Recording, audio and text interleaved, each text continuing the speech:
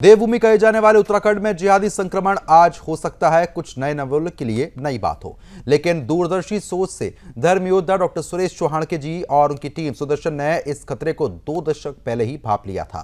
हमने तर्क, तथ्य और प्रमाणों से यह साबित किया था कि मजहबी साजिशकर्ता देवभूमि को दूसरा कश्मीर बनाना चाहते हैं। सही सुना आपने। शुरू में हमारे दावों को वामपंथी हंगामों ने अनदेखा किया, लेकिन अब वो सारी बातें एक एक करके सत्य साबित होती जा रही हैं। जी हां, हमारे दावों का इससे बड़ा प्रमाण और क्या मिलेगा कि खुद उत्तराखंड पुलिस ने भी ये मान लिया है कि हल्द्वानी और आसपास के इलाकों की डेमोग्राफी साजिश लगातार बदलती जा रही है।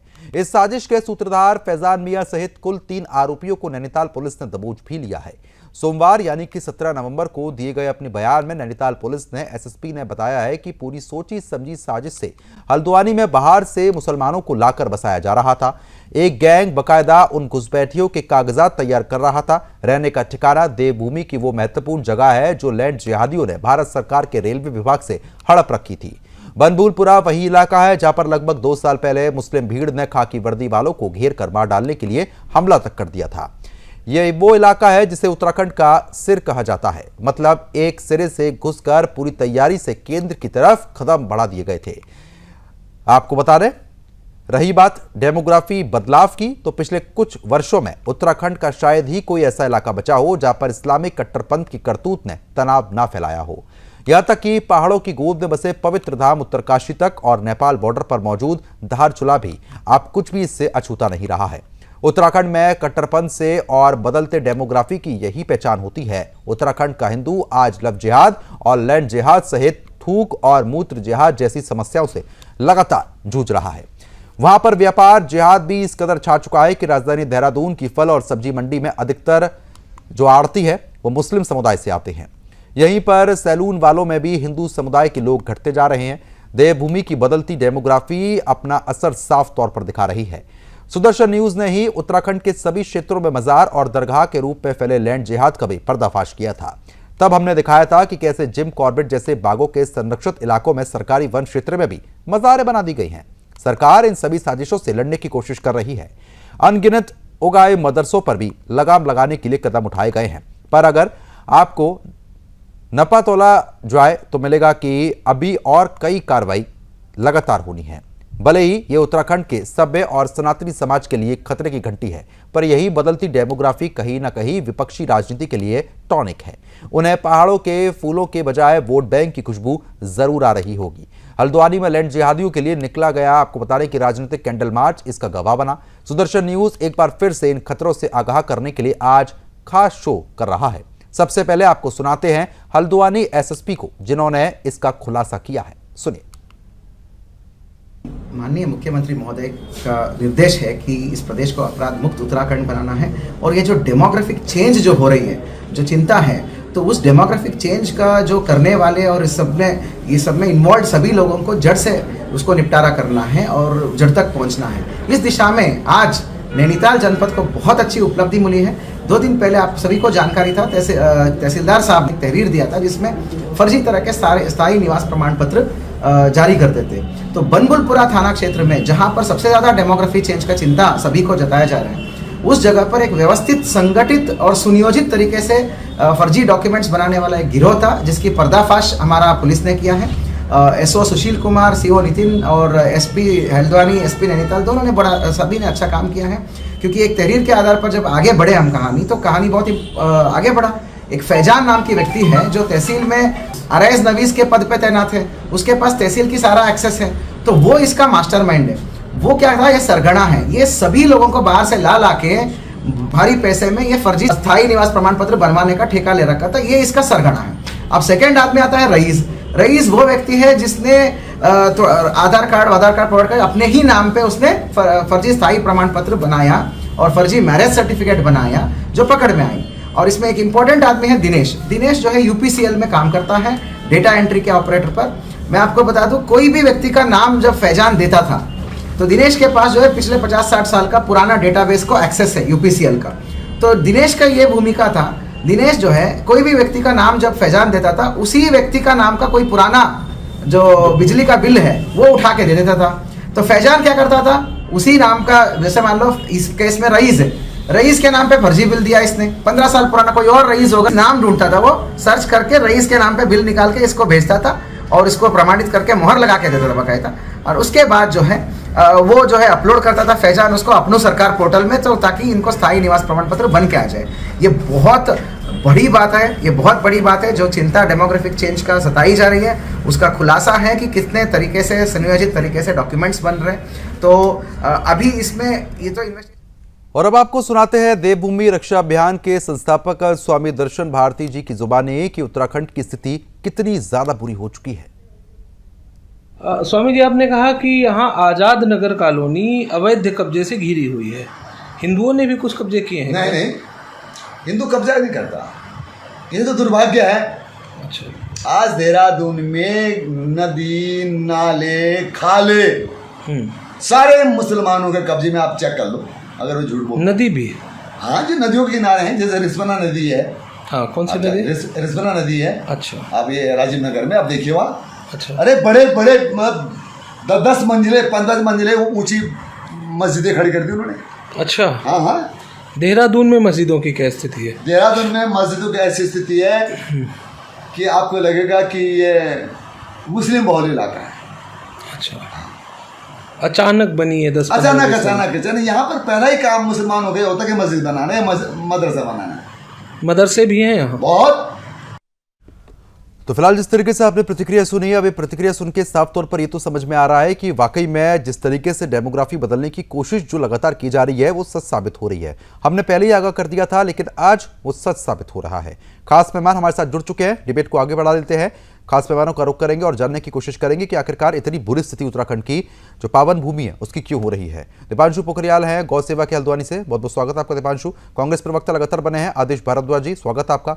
दर्शन सिंह जी लगातार हमारे साथ बने हुए हैं, बीजेपी के प्रवक्ता हैं, स्वागत आपका। और मुस्लिम स्कॉलर जो है मोहम्मद अकील, वो भी हमारे साथ बने हुए हैं। अकील जी, आपका बहुत बहुत स्वागत है। सबसे पहले दर्शन जी, मैं आप ही के पास आऊंगा, क्योंकि जिस तरीके की स्थिति यहाँ पर बनी हुई है, ऐसे में डेमोग्राफी लगातार बदलती जा रही है, हिंदू घटते जा रहे हैं, मुसलमानों की संख्या वहां पर बढ़ती जा रही है और ये जबरदस्ती किया जा रहा है, क्योंकि जिस तरीके से जो पावन भूमि है वहां पर पवित्रता किस तरीके से घटे और अपराध स्वाभाविक वहां पर बढ़ रहा है। क्या कुछ हो रहा है वो सभी ने देखा है। अब से कुछ दिन पहले भी लगातार कई जानकारियां वहीं से सामने आई थी। आप किस तरीके से इन मामलों को देख रहे हैं, क्योंकि सरकार वहां पर आपकी है? देखिए, सबसे पहले तो मैं सुदर्शन न्यूज का हृदय से आभारी हूं कि जो लगातार राष्ट्रहित मुद्दे, भारत के हित के मुद्दे और विशेषकर हिंदुत्व के हित के मुद्दे और जो ओरिजिनलिटी है वो समाज के बीच में लाने का आप काम कर रहे, मैं आभारी इस रूप में भी हूं। और आज ये नहीं, लगातार इस प्रकार की घटनाएं होते आ रही और जिसमें एक संप्रदाय विशेष के व्यक्ति लगातार वो इस बात में लगे हैं, वो अपने आप को सिद्ध करने में लगे हैं। और लव जिहाद ये कोई सामान्य शब्द नहीं, ये एक सामाजिक बीमारी है और ये पर्टिकुलर विशेष संप्रदाय के द्वारा निश्चित तौर पर योजना से उसको अंजाम देने का काम किया जा रहा है। और जिसके कारण आज हम देख रहे हैं कि लगातार जी इस घटनाएं आ रही हैं। और अभी अभी ताजा प्रकार जो पुलिस ने सफलता पाई है देहरादून में, मैं तो धन्यवाद देता हूं। जल्दी ही इस बात का पता लगाया और इस प्रकार के कानूनों पर कड़े प्रतिबंध लगाने की बात हमारी मध्य प्रदेश की सरकार, उत्तर प्रदेश की सरकार, उत्तराखंड की सरकार लगातार इस विषय को न केवल कानूनी तौर पर लाने का काम और इस प्रकार के जो जिहाद के नाम से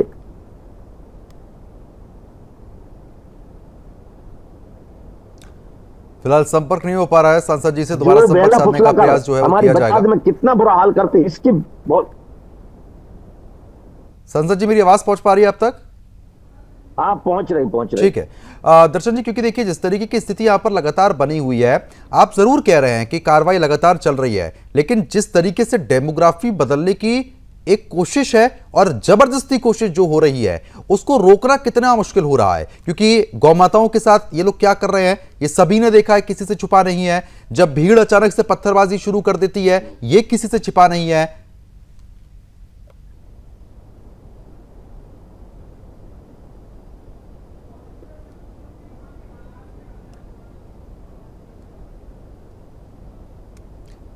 ठीक है, संपर्क नहीं हो पा रहा है सांसद जी से, दोबारा संपर्क साधने का प्रयास लगातार टीम कर रही है।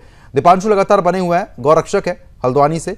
दीपांशु, आप एक बार विस्तार से पूरा मामला भी बताइए कि किस तरीके से डेमोग्राफी वहां पर बदलती जा रही है, और खास तौर पर गौ हत्या हम लगातार देख रहे हैं। चाहे उत्तराखंड की पूरी की बात कर लेते हैं, क्या कुछ समीकरण वहां पर अभी समझ में आ रहे हैं? सभी लोगों को मेरा प्यार भरा नमस्कार। और प्रद्युमन जी, मैं आपका बहुत बड़ा फैन हूं, आपको मेरा बहुत बड़ा नमस्कार। देखिए, उत्तराखंड हल्द्वानी नैनीताल जिले में बहुत बड़ा डेमोग्राफिक चेंज हो रहा है, और ये पिछले 5 या 6 सालों से देखने को मिल रहा है। रामपुर मुरादाबाद से जितने भी मुसलमान आ रहे हैं, उनके सबके फर्जी स्थायी आधार कार्ड, वोटर कार्ड, पहचान पत्र सब यहाँ हल्द्वानी में CSC सेंटर में बन रहे हैं। मैं धन्यवाद करना चाहूंगा SSP नैनीताल का, मैं धन्यवाद करना चाहूंगा SSP नैनीताल का, कुमाऊं कमिश्नर का, जिन्होंने छापेमारी करी और ऐसे दोषियों को पकड़ा। इनके ऊपर त्वरित कड़ी से कड़ी कार्रवाई होनी चाहिए, और हम सब मुख्यमंत्री जी के निर्देशों का सम्मान करते हैं, और जो काम SSP जी ने करा है उसके लिए बहुत बहुत धन्यवाद इनका। डेमोग्राफी चेंज बहुत जल्दी से हो रही है, हल्द्वानी की स्थिति बड़ी खराब है। अब आप देखिए, 8 फरवरी 2024 बनभूलपुरा पूरी की पूरी चौकी जला दी। इसका जिम्मेदार कौन है? शासन प्रशासन कहाँ था उस समय? थोड़ा सा हमारा शासन प्रशासन भी इतना टाइट नहीं हो रखा है जितना इनको टाइट होना चाहिए। ये रोज भाई जान से पूछते हैं कि तुम्हें क्या चाहिए। भाईजान को कुछ नहीं चाहिए, 4 जूते सुबह 4 जूते शाम चाहिए, तब जाकर के सही रहेंगे। ठीक है, लेकिन जब जिस तरीके से आप बनभूलपुरा का जिक्र यहां पर कर रहे हैं, तो लगभग जो स्थिति वहां पर थी काफी गंभीर बन गई थी। कांग्रेस के जो कार्यकर्ता थे, जो नेता थे, उनकी तरफ से इस मामले पर क्या कुछ किया गया था? कार्रवाई उस समय देखने को मिली थी? कुछ कोशिश हुई थी? नहीं, देखिए, आप सभी लोग पहले से जानते हैं कि कांग्रेस का वोट बैंक है मुसलमान, तो कांग्रेस की तरफ से तो कोई कार्रवाई नहीं हुई थी। शासन प्रशासन की तरफ से जो कार्रवाई होनी चाहिए थी पूरी कार्रवाई हुई थी, लेकिन इसमें भी फिर भी नैनीताल पुलिस पीछे रही। नैनीताल पुलिस अपने साक्ष्य आगे नहीं दे पाई। अब जहां तक का मेरी जानकारी में जितने भी अपराधी थे वो सब के सब शायद छूट चुके हैं या रिमांड पर हैं। क्योंकि दीपांशु जी, क्योंकि आपको कांग्रेस प्रवक्ता लगातार सुन भी रहे हैं, कैंडल मार्च भी वहां पर निकाला गया था, सब कुछ किया गया था, तो उस समय फिर इतनी छूट देने का काम क्यों किया गया? अब देखिए, सबसे बड़ा सवाल है वोट बैंक, और डेमोग्राफी चेंज करने में कहीं ना कहीं कांग्रेस का पूरा हाथ हो सकता है इसके पीछे। ठीक है आदेश जी, अब डेमोग्राफी चेंज करने के पीछे ही आप लोगों का हाथ हो रहा है क्या? प्रद्युमन जी, जो देश की वास्तविकता है वो सबके सामने है। भारतीय जनता पार्टी की करनी और कथनी में कितना अंतर है। सिर्फ लोगों को गुमराह करना, अपने ही भारत के नागरिकों को विदेशी नागरिक बता देना, ये इनके सहज स्वभाव में हो गया है। मैं बड़े जिम्मेवारी के साथ आपको कहना चाहता हूं कि मनमोहन सिंह जी की जब सरकार थी, 10 साल तो हमने 88,682 लोगों को डिपोर्ट किया था और बाहर भेजा, और दूसरे देशों की सरकारों ने एडमिट किया था कि ये हमारे नागरिक का एक प्रोसेस है, उसको फॉलो किया था। कोई ढिंडोरा नहीं पीटते थे। लेकिन आज मोदी जी की सरकार लगभग 11 साल हो गए हैं, मात्र 3,518 लोगों को विदेश में डिपोर्ट किया है। और प्रधानमंत्री हो, गृह मंत्री हो, वो कहते हैं कि विदेशी विदेशी विदेशी। बिहार के अंदर SIR हुआ, उसके अंदर आपने देखा कि एक भी विदेशी इनको नहीं मिला जो है। तो ये सिर्फ लोगों को गुमराह करने का, लोगों की अंदर नफरत फैलाने का, सिर्फ और सिर्फ भारतीय जनता पार्टी का ये एजेंडा बन के रह गया है। आज देश के अंदर बहुत सारे जरूरतें हैं, महंगाई है, बेरोजगारी है, भ्रष्टाचार है, जगह जगह यूनिवर्सिटियों पे बच्चे प्रदर्शन कर रहे हैं। मणिपुर वो तो साफ तौर पर आरोप लगा रहे हैं ना कि बनभूलपुरा में जिस तरीके से कैंडल मार्च निकाला गया था और जो घुसपैठिए थे उनको बाहर निकालने की पूरी कोशिश की मांग उठाई गई थी, आप लोगों की तरफ से क्या किया गया था? आप लोग मौजूद थे उसमें? जी प्रद्युमन जी, क्या कहा? वो तो साफ तौर पर कह रहे हैं कि जो गौ सेवक है दीपांशु जी, कि जब कैंडल मार्च निकाला गया था और भी साथ साथ डेमोग्राफी जिस तरीके से चेंज की जा रही है, क्योंकि आप लोगों का वोट बैंक है, साफ तौर पर आरोप लगा रहे हैं वो, तो इस वजह से आप लोग कुछ कहते नहीं है। प्रद्युमन जी, मैंने इसीलिए आपको मनमोहन सिंह जी की सरकार का उदाहरण किया कि कहां 90,000 लोगों को हमने डिपोर्ट किया 10 साल में, और मोदी जी की सरकार ने मात्र 3,518 लोगों को। तो आप अंतर देख सकते हैं। अरे बाहर निकालने वाली बात तो उस समय फिर नहीं, उस समय कांग्रेस विधायक ने इन घुसपैठियों के लिए कैंडल मार्च निकाला था या नहीं? आप इतना ही साफ कर दीजिए। नहीं है, अपने लोगों को विदेशी बता देते हैं, अपने लोगों के खिलाफ नफरत का वातावरण पैदा करते हैं। ये सरकार बनने के बाद हिंदुस्तान का हर नागरिक उसकी रक्षा, उसकी मदद, उसकी तमाम नहीं, चीजों जिन लोगों को आप आदेश जी अपना बता रहे हैं उन्होंने क्या कुछ किया था, ये आपको बेहतर पता होगा कि क्या वो वहां पर कर रहे थे, पुलिस वालों को किस तरीके से पीट रहे थे, महिलाओं के साथ क्या बदतमीजी हो रही थी, गोरक्षकों के नाम पे किस तरह से लोगों को हत्याएं करती है। मेरी आवाज पहुंच रही है आप तक? प्रधानमंत्री जी ने मेरी आवाज पहुंच पा रही है? स्टेडियम में कहा कि जिस तरह से बजरंग दल के लोग गोरक्षक के नाम पे, ठीक है, संपर्क नहीं हो पा रहा है, दोबारा संपर्क साधने का प्रयास किया जाएगा। आदेश जी, आवाज पहुंच पा रही है? जी आ रही है जी। बड़ी बात यह है कि जिस तरीके से आपके विधायक ने जब लगातार बनबुलपुरा से इन सभी लोगों को बाहर निकालने का काम किया जा रहा था, तो आप लोगों ने कैंडल मार्च निकाला था। इस देश की खूबसूरती यही है कि हर किसी के तो साथ ऐसी खूबसूरती है, जो पुलिस वालों को पीट रहे हैं, महिलाओं के साथ बदतमीजी कर रहे हैं, उनके लिए आप कैंडल मार्च निकालेंगे? जो राहुल गांधी जी, प्रियंका गांधी जी उसके घर पे गए थे, जब यूपी की पुलिस, यूपी का प्रशासन उसको मिट्टी का तेल डाल के हिंदू महिला को जला रहा था, उस आर्थिक शरीर को भी इन्होंने नहीं, आप बस इतना बता दीजिए आदेश जी कि जिस तरीके की स्थिति वहां पर बन गई थी, पुलिस वालों को पीटा जा रहा था, ये अच्छी बात थी, और आप ये कह रहे हैं कि भाई ये खूबसूरती है। नहीं है, ये मैं आपको बताना चाहता हूं, ये ना किसी हिंदू का सम्मान करते हैं, ना किसी दूसरे धर्म का सम्मान। तो आप लोग सम्मान कर तो रहे हैं ऐसे अपराधियों का कैंडल मार्च निकाल के?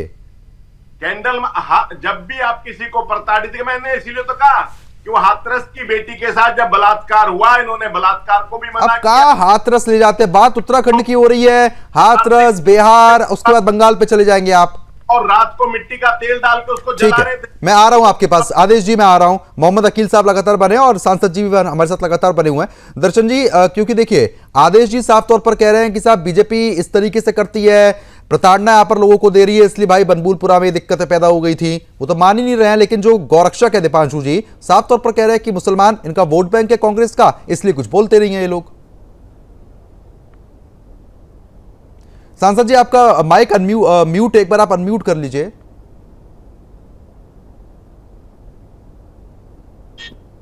हमारे गौ सेवक बहुत अच्छा विषय रख रहे हैं। बीच में फोन आ जाता है तो मैं क्या करूंगा, मेरा टच है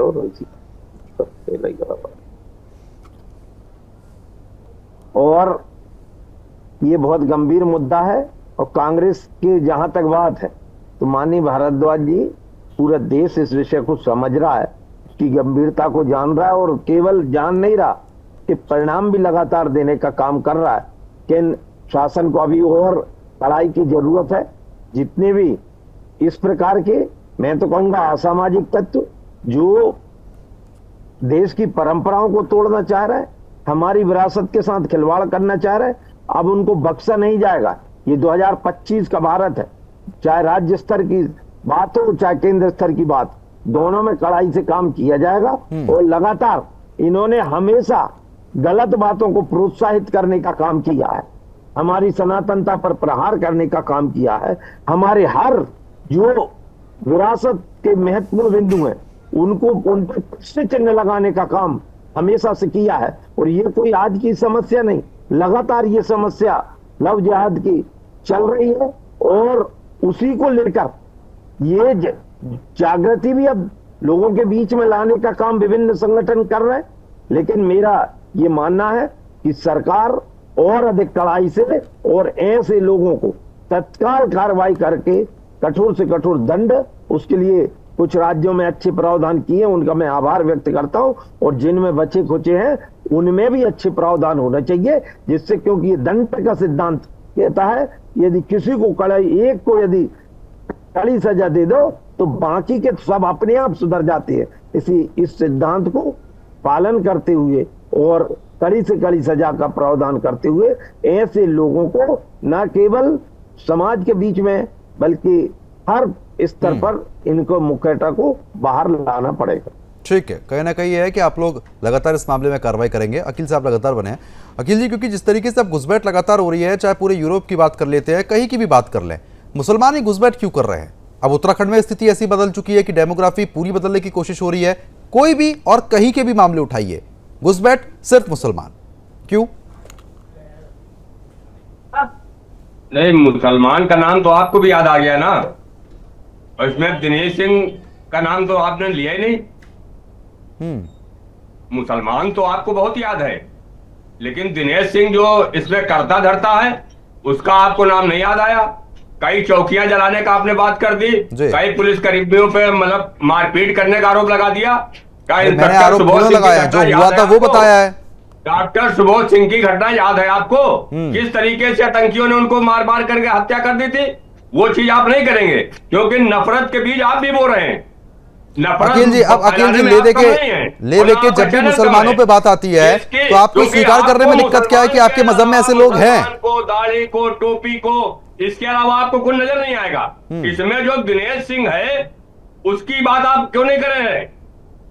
इसमें जिस घटना में फर्जी निवास प्रमाण पत्र बनाने में वहां का तहसील प्रशासन भी जिम्मेदार है, वो भी इस आरोप में शामिल है, उनके खिलाफ भी तो कार्रवाई होनी चाहिए। ठीक है, नहीं, अगर आपको मेरे जवाब से दिक्कत है, ठीक है, गौ सेवक नहीं, ठीक है, आपने ये बोला ना कि मैं उठा रहा हूं उस मुद्दे को, ठीक है। आपको और जहां तक ये गौरक्षा दल की बात कर रहे हैं, ये मैं इनसे पूछना चाहता हूं कि बीफ के नाम पर कि जितने दल हैं ये गौकशी, और आज जितनी बीफ कंपनियां हैं, माननीय सांसद जी सामने मौजूद हैं, और भारतीय जनता पार्टी की हुकूमत केंद्र में भी है, और इसका मतलब तो यह है कि उत्तराखंड की धामी हुकूमत फेल है।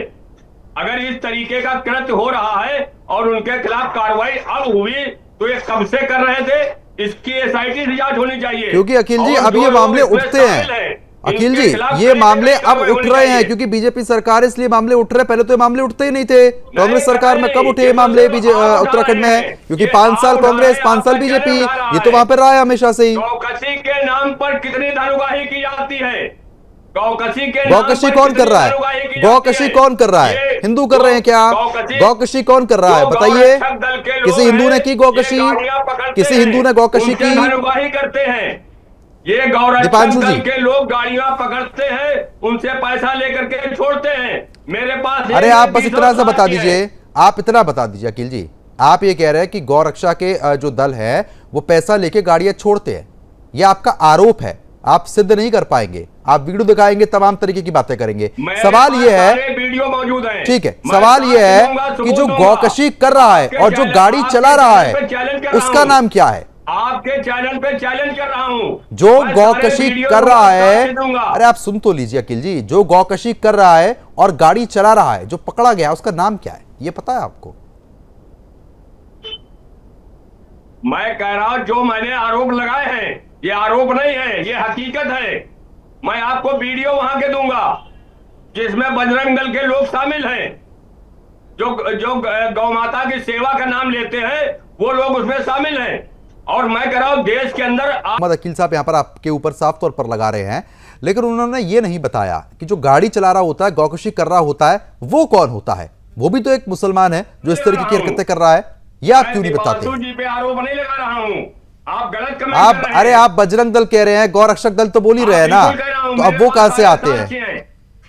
मैंने दीपासु जी का नाम नहीं लिया कि ये कर रहे हैं। आरोप लगाना बहुत आसान होता है, आरोप लगाना बहुत आसान है। मैं दोबारा से कहता हूं, किसी के भी ऊपर आरोप लगाना बहुत आसान है, लेकिन आप उसको सिद्ध करके दिखाइए ना कि किसी भी गौरक्षक ने, किसी भी गौरक्षक के दल से जुड़े हुए किसी भी मेंबर ने कोई भी गाड़ी रोकी हो, कोई बेफालतू में गाड़ी रोकी हो, किसी से पैसे लिए हो, आप कहीं पर भी एक जगह सिद्ध करके दिखाइए ना भाई साहब। अगर ऐसा ही है दसियों साक्ष्य हैं दीपासु जी, दसियों साक्ष्य हैं।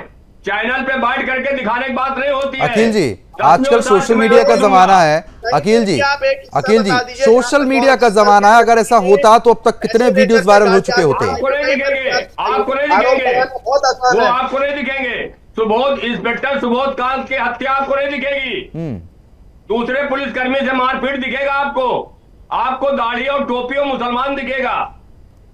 अब जो घुसपैठ कर रहा है उसी का तो नाम लिया जाएगा। अब जो घुसपैठ कर ही नहीं रहा उसके लिए क्या कुछ बोल रहे हैं? जो घुसपैठ कर रहा उस घटना में शामिल है, उसका नाम आपने कितनी बार लिया? उसका नाम आप कितने बार लिए बताइए? बनबूल नहीं बनबूलपुरा और वो घुसपैठ अलग अलग मामले है ना। जो डेमोग्राफी चेंज हो रही है, वो मेरा सवाल बस इतना था कि ये आप पूरा लोग एक चैनल जो होता मुसलमान है। लोग हैं वो क्यों घुसपैठ कर रहे हैं उधर, क्यों डेमोग्राफी मैं चेंज कर कह रहे रहा हैं? हूं ये तहसील प्रशासन का एक पूरा चैनल होता है, ये सारे के सारे लोग उसमें इन्वॉल्व हैं। फैजान की ये हैसियत नहीं है कि अकेले वो कोई काम कर ले। दीपांशु जी और एक बार उनको बताइए, मैं आप कह रहा हूं, हल्द्वानी के, SIT जांच होनी चाहिए। ठीक है दीपांशु जी एक बार बताइए, हल्द्वानी की खासतौर पर बात करते हैं, वहां पर क्या कुछ समीकरण है इस घुसपैठ हल्द्वानी के? की आप बात करिए ना। देखिए, सबसे पहले तो मैं ये मुल्ला जी से कहना चाहूंगा कि आप बीच में ना बोले, ऐसे सुनने में बड़ी समस्या हो रही है। जब आप बोल रहे हैं मैं बीच में नहीं बोल रहा हूँ, जब मैं बोलूंगा आप बीच में ना बोलें कृपया कर करके। और देखिए, जो आपने बात कही हल्द्वानी में डेमोग्राफिक चेंज की, यहाँ पर सबसे बड़ी बात जो हो रही है लैंड जिहाद की हो रही है, दूसरा लव जिहाद की होते ही है। लोकल के मुसलमान नहीं, बाहर के जितने भी आए हुए मुसलमान यहाँ पर दंगा करते हैं, यहाँ पर बनमुलपुरा कांड करते हैं और रातों रात यहाँ से गायब हो जाते हैं। रामपुर मुरादाबाद से जितने भी आए हुए मुसलमान दिन भर यहाँ ठेला फड़ लगा करके बिरयानी बेचते हैं। सरकार किसकी है? तो ये सरकार का फेलियर है क्या? दीपांशु जी, करने के बाद यहाँ पर से ये भाग जाते धामी हैं। सरकार का फेलियर है क्या?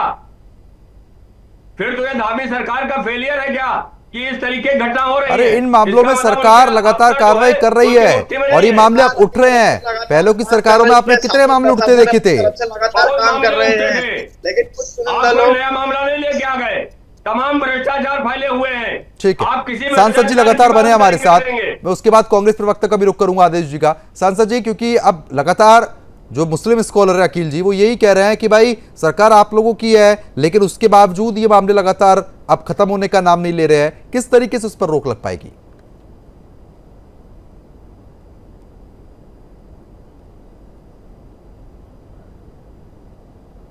सांसद जी आवाज पहुंच पा रही है? एक बार आप माइक को अनम्यूट कीजिए। देखिए, पहले तो माननीय मोहम्मद अकील साहब, आपको अपनी मानसिकता को सुधार करना ही पड़ेगा। आप जो जिस प्रकार की पूर्वभावना से बात करते हैं, आपको अपना धब्बा, अपना दाग दिखाई नहीं देता है। पूरे देश में किस प्रकार का माहौल बना रखा है आज समझ में नहीं आ रहा। दिल्ली के अभी माननीय सांसद जी, आपकी हुकूमत जो लोग गलत कर रहे हैं उनके खिलाफ कार्रवाई होनी चाहिए। मैं तो आपके चैनल पे ये कह रहा हूँ, जो लोग इस गिरफ्त में शामिल हैं इनके खिलाफ कार्रवाई होनी चाहिए। मैं तो आपसे कह रहा हूँ ना, सारी चीजें वो होती हैं राष्ट्र के पीछे। मैं आपसे निवेदन कर रहा हूं कि अब भी आप समझ जाओ और कौम को सतर्क कर दो और सजग कर दो कि वो राष्ट्र हित के मुद्दे में सब एक साथ खड़े रहे। एक माननीय मोदी जी ने राष्ट्र हित के मुद्दों में हमेशा ही लगातार आपके ही कमजोरी रही हो, 3 तलाक की आपकी कमजोरी थी, उसको दूर करने का काम हमने किया और उसका खुला समर्थन हमें मुस्लिम महिलाओं ने दिया है। इसके साथ साथ भी इस लव जिहाद को लेकर भी तलाक का मुद्दा नहीं चल रहा है। ये तलाक का मुद्दा नहीं चल रहा, उत्तराखंड की बात चल रही है। डिबेट को घुमाइए उत्तराखंड की, लेकिन उससे संबद्ध मुद्दे हैं, चूंकि उससे संबद्ध मुद्दे हैं। आप एक एक कहते ऐसे ही आप देश का माहौल जिस मौजूद पे बात कर रहे हैं उसी डिबेट पे रहिए माननीय सांसद जी। कुछ नहीं हुआ।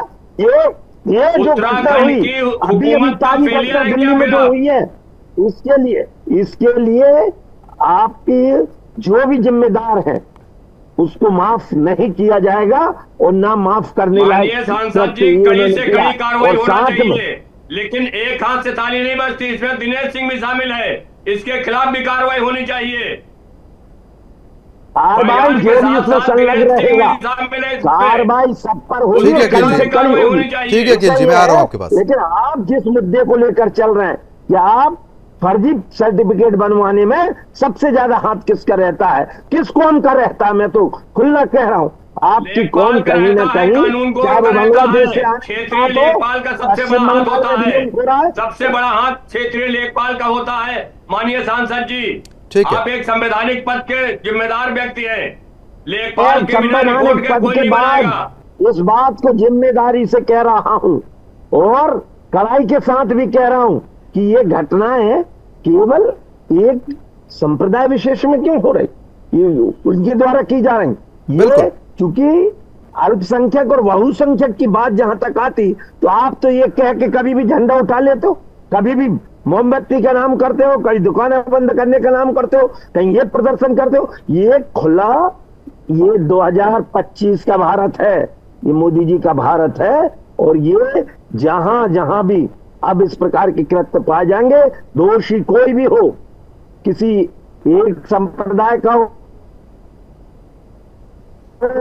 ठीक है सांसद जी, मैं आ रहा हूं, सांसद जी आ रहा हूं आपके पास। ठीक है दर्शन जी। कांग्रेस प्रवक्ता लगातार बने हुए हैं आदेश जी, क्योंकि देखिए अब 5 साल बीजेपी, 5 साल कांग्रेस का ये पुराना इतिहास रहा है। ये मामले कोई इतनी जल्दी तो बंद नहीं पाते हैं, डेमोग्राफी कोई इतनी जल्दी चेंज तो नहीं हो पाती है, उसमें समय लगता है। आपकी सरकार में जब ऐसे मामले सामने आ रहे थे, आपकी तरफ से क्या कुछ किया गया था? हमने इनके लिए शिक्षा के प्रबंध, अच्छे हॉस्पिटल बनाए थे, कॉलेज बनाए थे, स्कूल बनाए थे, लोग अच्छे से रह सके, उन्नति और तरक्की के रास्ते दिए थे। आज उन्नति तरक्की के रास्ते खत्म हो गए। 35 करोड़ का भारत था, पर तो फिर आदेश जी अगर आपने इतना काम किया था तो फिर आपकी वापसी क्यों नहीं हुई? करोड़ का भारत था, खाने के लिए अन्न पैदा नहीं होता था, तन ढकने के लिए कपड़ा नहीं होता था, सर छुपाने के लिए छत नहीं होती थी, लेकिन हमने 125 करोड़ के भारत के लिए तमाम सुविधाएं उपलब्ध कराई। ये कांग्रेस का और देश के लोगों का कंट्रीब्यूशन रहा है। नहीं आदेश जी, अगर आपने इतना कंट्रीब्यूशन दिया है, आदेश जी सुनिए ना, आपने इतना कंट्रीब्यूशन दिया है तो आपकी वापसी क्यों नहीं हुई उत्तराखंड में? फिर खूबसूरती थी, इस खूबसूरती को कहीं ना कहीं नष्ट किया गया है इनके द्वारा, धर्म की, क्षेत्र की, जाति की। अगर आपके द्वारा इतना काम हुआ था तो आपकी वापसी क्यों नहीं हो पाई फिर, अगर आपने इतना कुछ किया था? इसलिए क्योंकि राहुल गांधी ने स्पष्ट किया कि किस तरह से वोट चोरी की जा रही है, किस तरह से इलेक्शन कमीशन की नियुक्ति की जा रही है। हिमाचल में वोट चोरी नहीं हुई, हिमाचल में वोट चोरी नहीं हुई। अब जहां आप लोग जीत जाते हैं वहां वोट चोरी नहीं होती है, जहां आप हार जाते हैं वहां वोट चोरी हो जाती है। ये तमाम वो हैं जिनके कारण बीजेपी के गैर पार्टियां जो सारी हार, ये वो कारण है। एक भी इलेक्शन कमीशन एक भी बात का जवाब नहीं देता, एक भी चीज का स्पष्टीकरण नहीं देता। राहुल गांधी बोलते हैं तो एफिडेविट मांगने की बात करते हैं, कार्रवाई की बात करते हैं, लेकिन जब उन्हीं के दूसरे नेता बोलते हैं भारतीय जनता पार्टी के, तो जुबान बंद हो जाती है। तो ये जो अंतर है, ये अंतर सारा देश देख रहा है। अब जो है किसान 750 मर जाते हैं, सरकार को चिंता नहीं होगी, क्योंकि चुनाव तो चोरी से जीत लेना है। तो किसानों की बात कौन सुनेगा? नौजवान धक्के खा रहे हैं, उनकी बात कौन सुनेगा? जिनके साथ पहले ईवीएम था वोट चोरी हो गया, पहले ईवीएम था वोट चोरी हो गया। चलो ठीक है अकील जी, अब देखिए सांसद जी भी वही बात कह रहे थे कि एक ही समुदाय इस तरीके की चीजों में क्यों लिप्त पाया जा रहा है, चाहे वो कोई भी हो, कोई भी जिहाद हो। सवाल तो बनता ही है इस पर। देखिए प्रद्युम्न भाई, माननीय सांसद जी ने एक अल्फाज सिर्फ कहा है सही, जो उन्होंने कहा कि ऐसे कृत्य कोई भी करे कार्रवाई सबके खिलाफ होनी चाहिए। मैं कह रहा हूं कि जहां उत्तराखंड का हल्द्वानी नैनीताल का ये प्रकरण है फैजान का, जहां पर फर्जी निवास प्रमाण पत्र बनाने की प्रक्रिया और जहां पर ये डेमोग्राफी की बात आती है, बिल्कुल ये कृत्य गलत है। लेकिन इस जाल में, इस रॉकेट में कितने लोग शामिल हैं बिना, बिल्कुल, लेकिन गलत के साथ साथ आप ये तस्वीरें भी देख सकते हैं। देखिए तस्वीरें भी लगातार ये दिखा रहे हैं हम आपको, जो पत्थरबाजी पुलिस वालों पर कर रहे थे, ये भी देखना जरूरी है। अरे तो मैं कह रहा हूँ इंस्पेक्टर सुबोध कांत की भी बात कर लेते ना, सुबोध सिंह की, सुबोध सिंह की, इंस्पेक्टर सुबोध सिंह की भी बात कर लेते। है समय आपके पास? तो सुन रहा हूं, आपको समय पूरा दे ही रहा हूं। उनको मारने वाले कौन लोग थे, उनको शहीद करने वाले कौन लोग थे, इखलाक को मारने वाले कौन लोग थे, इसकी बात कर लेंगे। इस पे हिम्मत नहीं है। बिल्कुल, क्यों हिम्मत नहीं है? इस पर क्यों हिम्मत नहीं है? इन मुद्दों पे भी बातचीत होगी, इन मुद्दों पे भी बातचीत होगी। जब मैंने आपको ये बोलने का मौका दे दिया, मैंने तो आपकी बात काटी नहीं, पूरी बात आपकी सुनी मैंने। फैजान को फांसी होनी चाहिए और दिनेश सिंह को फांसी होनी चाहिए। जो गलत करेगा उसको बिल्कुल सजा मिलनी चाहिए, चाहे वो कोई भी हो। अकील जी, मैं अब भी बोलता हूँ और हमेशा बोलूंगा, जो भी गलत करेगा, चाहे वो किसी धर्म से हो या फिर मजहब से हो, नहीं, मैं आपके सामने बोल रहा हूं, अगर कोई भी गलत करेगा, कोई भी गलत करेगा, कोई भी, नहीं, मुझे कोई टोपी और दाढ़ी से दिक्कत नहीं है, मुझे कोई, अकील जी, ना टोपी से दिक्कत है ना दाढ़ी से दिक्कत है, मेरे को कोई दिक्कत नहीं। अब आपने ये बात बना ली अपने मन में तो वो बात मैं दूर नहीं कर सकता। बहरहाल मैं आपको इतना बता दूं कि जो भी दोषी होगा, चाहे वो किसी भी मजहब से हो, धर्म से हो, उसको सजा मिलेगी, चाहे वो कोई भी हो। ये तो कानून कहता है, मेरे कहने ना कहने से क्या हो जाएगा। नहीं, दिनेश सिंह का आपने कितनी बार नाम लिया? अब जो मुद्दा चल रहा है, डेमोग्राफी का मुद्दा चल रहा है, मैं उसकी बात करूंगा या दिनेश सिंह, अकील खान, सबके नाम लूंगा, ये बताइए। सुनिए प्रद्युम्न भाई, FIR दर्ज हो गई और आपके चैनल के माध्यम से मैं SSP हल्द्वानी साहब से मांग करता हूं कि इसकी SIT जांच होनी चाहिए। तो थोड़ी मांग ये भी उठा लीजिए, थोड़ी मांग ये भी उठा लीजिए। जो अवैध तौर पर ये कब्जा कर रहे हैं और ये लैंड जिहाद कर रहे हैं, लव जिहाद कर रहे हैं, सारे जिहाद चल रहे हैं, इन पर भी कार्रवाई होनी चाहिए ऐसे लोगों पर। इनके लिए क्यों मांग नहीं उठाते हैं आप कराइए ना। अरे हम तो कर ही रहे हैं सर, अकील जी, हम तो कर ही रहे हैं। नहीं, उनको हटाइए अगर अवैध वो है। ठीक है दीपांशु जी बताइए क्या स्थिति है। उनका कोई समर्थन नहीं कर रहा है। अगर वो लोग गलत नाले पे बसे हुए हैं, वहां नगर निगम ठीक है दीपांशु जी, ऐसा हो रहा है क्या, बताइए। देखिए भाई साहब, स्थिति तो ऐसी है जहां पर 10,000 लोगों को रहना था। जिस जमीन पर 10,000 लोगों को रहने की क्षमता है, वहां पर 1 लाख लोग रह रहे हैं। तो आप बताइए वहां पर कैसी स्थिति होगी। रात को वहां जाने में डर लगता है, माँ बहन बेटी किसी को भी वहां पर जाने में डर लगता है। स्थिति ऐसी है, वहां पर गंदगी इतनी रहती है। अब आप बताइए ना क्या करें। रात को 12 बजे आप वहां पर जा नहीं सकते हैं। स्थिति तो भाई साहब ये है, ये धरातल की स्थिति है। 12 बजे रात के बाद सुबह नहीं होगा। 12 बजे रात के बाद सुबह नहीं होगा कि अवैध अतिक्रमण ये किया गया है। ये भी तो आप बताइए ना। अगर हमने कहीं पर अवैध अतिक्रमण किया है तो सुबह वहां प्रशासन है या नहीं है, बताइए दीपांशु। सुबह प्रशासन को हटाना चाहिए। प्रशासन अपना काम इस तरह से पूरा कर रहा है, लेकिन फिर दोबारा झुग्गी झोपड़ी में फिर आ जा रहे हैं ना। ये सारी जिम्मेदारी वहां के लोकल प्रशासन की है। चले ठीक है, आप समय कम है। आप तीनों मेहमानों का बहुत बहुत शुक्रिया हमारे साथ इस मुद्दे पर विशेष रूप से जुड़ने के लिए, चर्चा करने के लिए। तो देवभूमि में जिस तरीके से दानव लगातार बढ़ रहे हैं और जमीनों पर कब्जा हो रहा है, ये चिंता का विषय है। और अब आगे रुख करेंगे हमारा विशेष साप्ताहिक कार्यक्रम बदलता महाराष्ट्र का।